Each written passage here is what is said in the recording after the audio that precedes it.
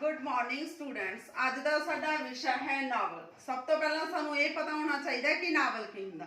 Novel साडे पश्चिमी साहित्य का प्रसिद्ध रूप आ। ठीक है जी, साहित्य का रूप आ ये, मतलब पश्चिमी काल दे विच इहदी उपज हुई है। जे असीं गल करिए नावल की, तो जिहड़ा नावल आ, नावल लिखण दे लई लेखक नूं विशाल सूझबूझ होनी बहुत जरूरी आ।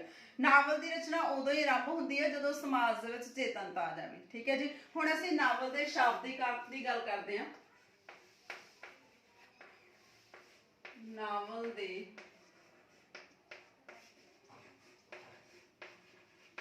शाब्दिक अर्थ की आ।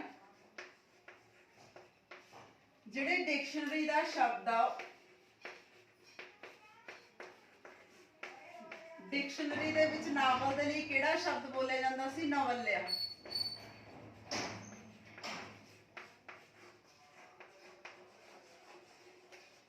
ठीक है जी, नवल्या की सी? ये छोटी कहानी लिखण लई वरतिया जांदा सी।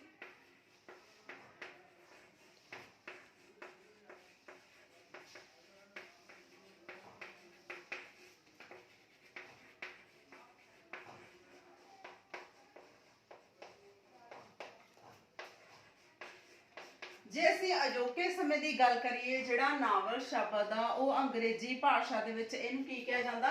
नॉवल। अंग्रेजी भाषा दे विच नॉवल कहा जांदा। ठीक है, पंजाबी भाषा दे विच असीं इहनूं नावल बोलदे।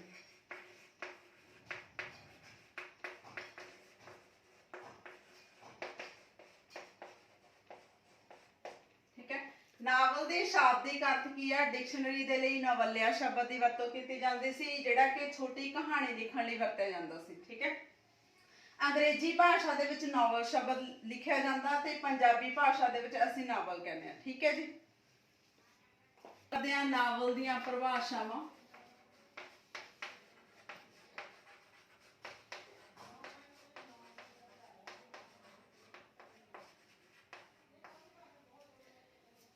जेम्स के अनुसार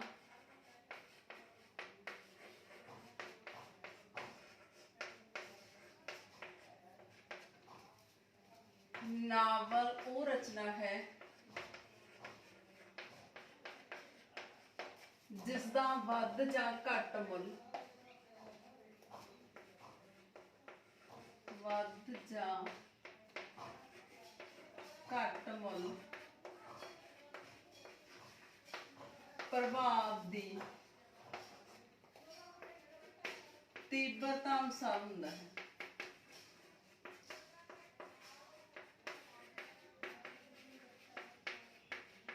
ठीक है जी, नेक्स्ट है H.G. वेल्स अनुसार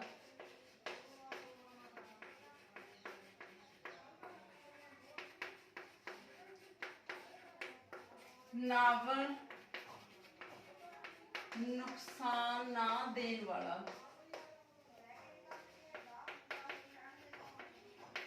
वो नशा है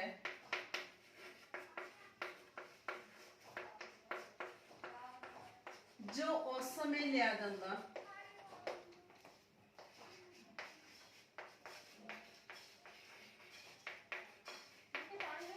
जदों दिमाग वेला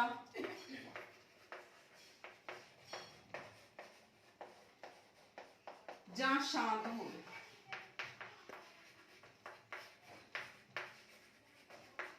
यह है नावल दी परिभाषावां। जदों कोई भी परिभाषा लिखनी है तो उन्हें इन्वर्टेड कॉमियां च लिखना। ठीक है, तुसीं जिहड़े भी राइटर ने कोई भी परिभाषा लिखी है उन्होंने बदल नहीं सकते, उहदी जिहड़ी वर्डिंग आ वो उदां ही लिखनी है। ठीक है, जेम्स के अनुसार की कहता?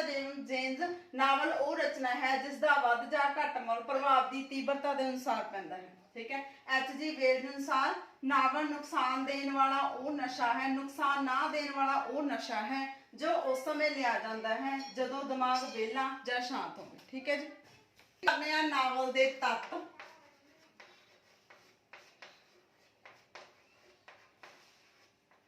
सब तो फर्स्ट है विशा। विशा नावल का महत्वपूर्ण तत्व। ठीक है, नावल की रचना उदों तक आरंभ नहीं होंदी जिन्ना टाइम तक नावल का कोई विशा ना हो। ਨਾਵਲ ਦੇ ਵਿੱਚ ਵਿਸ਼ਾ ਕੀ ਆ, ਇਹਦੀ ਕੀ ਮਹੱਤਤਾ ਵਾ, ਜਾਂ ਇਹਦੇ ਲਿਖਣ ਦੇ ਲਈ ਕਿਹੜੇ ਕਿਹੜੇ ਸੋਮੇ ਸਹਾਈ ਹੋ ਸਕਦੇ ਆ। ਠੀਕ ਹੈ, ਇਹਨਾਂ ਸਾਰੀਆਂ ਗੱਲਾਂ ਦਾ ਧਿਆਨ ਰੱਖਣਾ ਜ਼ਰੂਰੀ ਆ। ਜਿਵੇਂ ਤੁਸੀਂ ਪੰਜਾਬੀ ਦੇ ਪ੍ਰਸਿੱਧ ਜਿਹੜੇ ਹੈਗੇ ਆ ਰਚਨਾਕਾਰ ਪ੍ਰੋਫੈਸਰ ਨਿਰੰਜਨ ਤਸਨੀਮ,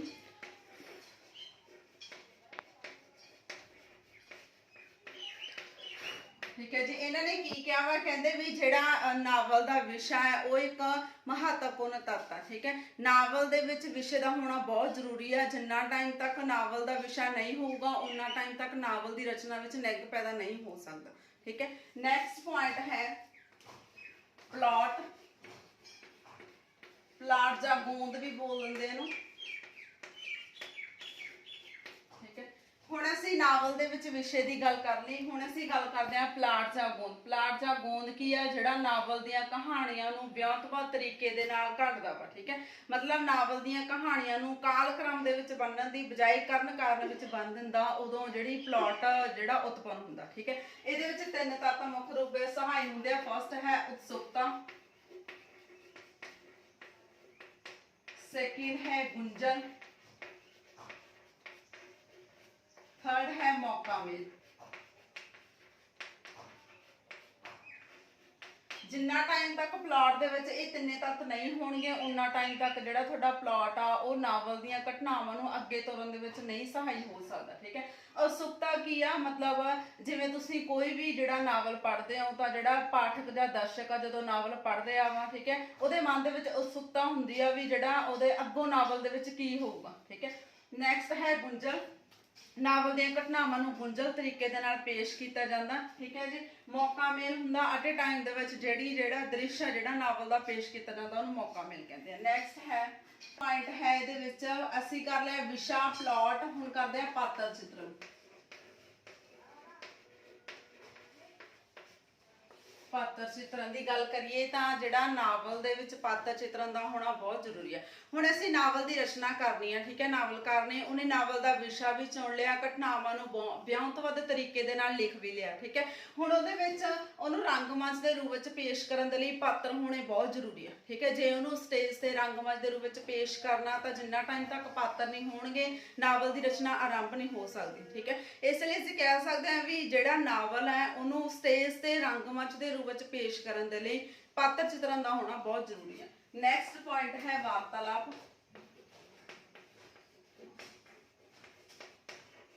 ਵਾਰਤਾਲਾਪ ਕੀ ਹੁੰਦਾ, ਪਾਤਰਾਂ ਦੀ ਗੱਲਬਾਤ।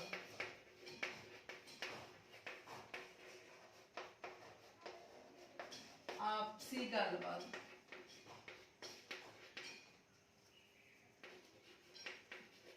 ਜੇ ਅਸੀਂ ਗੱਲ ਕਰੀਏ ਪਾਤਰ ਚਿੱਤਰਨ ਅਸੀਂ ਨਾਵਲ ਦੇ ਵਿੱਚ ਲੈ ਲਏ। ਠੀਕ ਹੈ, ਜਦੋਂ ਉਹਨੂੰ ਅਸੀਂ ਰੰਗਮੰਚ ਤੇ ਪੇਸ਼ ਕਰਨਾ, ਜੇ ਪਾਤਰ ਆਪਸ ਦੇ ਵਿੱਚ ਗੱਲਬਾਤ ਨਹੀਂ ਕਰਨਗੇ ਤਾਂ ਜਿਹੜੀ ਸਾਡੀ ਨਾਵਲ ਦੀ ਕਹਾਣੀ ਉਹ ਉੱਥੇ ਰੁਕ ਜੂਗੀ। ਮਤਲਬ ਕਹਾਣੀ ਨੂੰ ਅੱਗੇ ਤੋਰਨ ਦੇ ਲਈ, ਨਾਵਲ ਦੀਆਂ ਘਟਨਾਵਾਂ ਨੂੰ ਦਰਸਾਉਣ ਦੇ ਲਈ ਸਾਡੇ ਕੋਲੇ ਵਾਰਤਾਲਾਪ ਹੋਣੀ ਬਹੁਤ ਜ਼ਰੂਰੀ ਹੈ।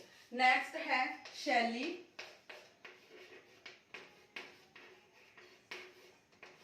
शैली की गल करिए तो अंग्रेजी भाषा का शब्द है जिहड़ा अंग्रेजी भाषा का शब्द स्टाइल। ठीक है, स्टाइल तो लिया गया। स्टाइल का क्या, लिखण का ढंग।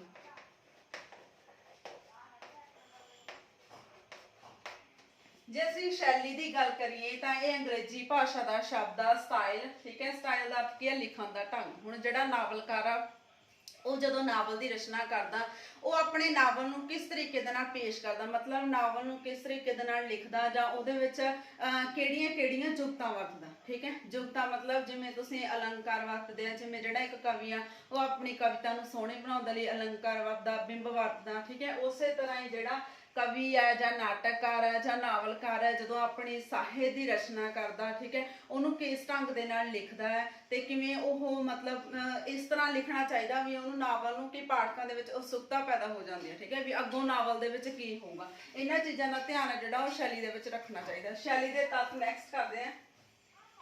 तत्त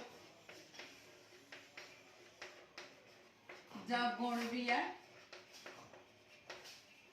सब तो पहले है गया व्यक्तिगत गुण, सेकंड है कलात्मक गुण, थर्ड है ऐतिहासिक। ठीक है जी। व्यक्तिगत गुण विच असीं गल करते हैं जिवें बौद्धिक तत्व हो गए,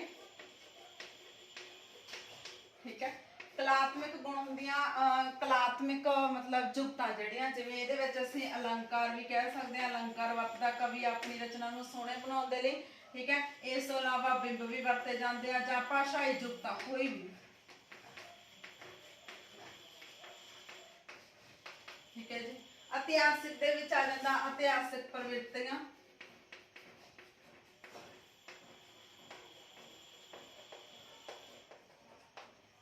ਨੈਕਸਟ ਆ ਜਾਂਦਾ ਸਮਾਜਿਕ ਤੱਤ ਦੇ ਵਿੱਚ,